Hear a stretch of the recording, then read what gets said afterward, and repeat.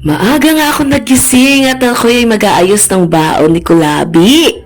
So mga mima, itong lunch bag na to mga mima, nabili ko nga pala ito sa TikTok. Bali, nabili ko siya mga mima, buy one take one na nga mga mima, and the same time mga sis, pwede siyang microwavable. Hinugasan ko na nga muna kasi nga bago nga ito, baka mga may nga itong bago mga sis yung pagkain niya. Mga mima, ang tagal ko na din hindi nakapaggayak ng baon ni Kulabi dahil nga mga sisi, sobrang busy ko mag-live sa TikTok. Ang totoo, pahiga-higa lang naman ako dahil tinatamad lang ako bumangon ng umaga, charis. So, ang request niya mga mima, kanin lang tsaka yung skinless at itlog at ham nga lang ang ulam na kanyang ibabaon.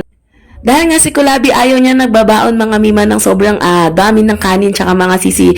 Ayaw niya din mga bit mga mima. Naisipan ko na lang i-check out to sa TikTok dahil maliit lang naman ito. Swak na swak lang naman ito mga sisa pa kanyang pangbaon. Kaya ito na lang yung i-check out ko sa TikTok.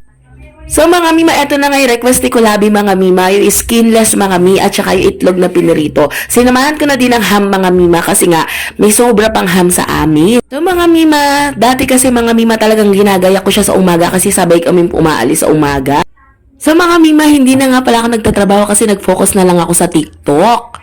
Kasi naman mga mima, mas malaki ang kita ko sa TikTok kaysa sa pagtatrabaho ko. So, nilagyan ko na rin pala ito mga mima ng baby wipes mga mima dahil nga dati tissue ang nilalagay ko.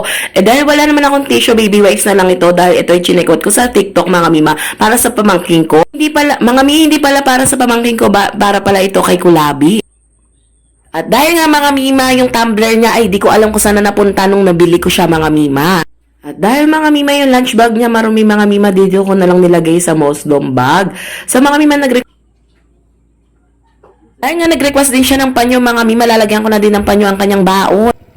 At pagkatapos ng mga mima, nag-text si Kulabi at abangan ko nga daw siya sa labas at iabot ko ang kanyang baon.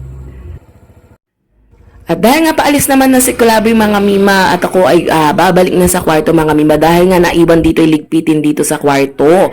Dahil sobrang kalat pa ng kwarto, magliligpit muna ako mga mima. Ayan nga pala yung kwarto ko mga mima, sobrang dumi mga sis. After ko maglikpit mga mima, ako po ay nagkape mga sis. Mga mima kasi maghahanda ako sa aking paglala. So mga mima, naisip ko nga pala na kailangan ko pala mag-shoot ng mga items sa TikTok. Kasi mga mima, napakarami ng items na hindi ko pa na-shoot mga sis, natambak na pala ito.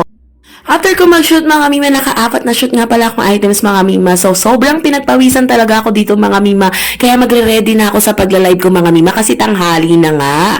So mga mima, hanggang dito na lang.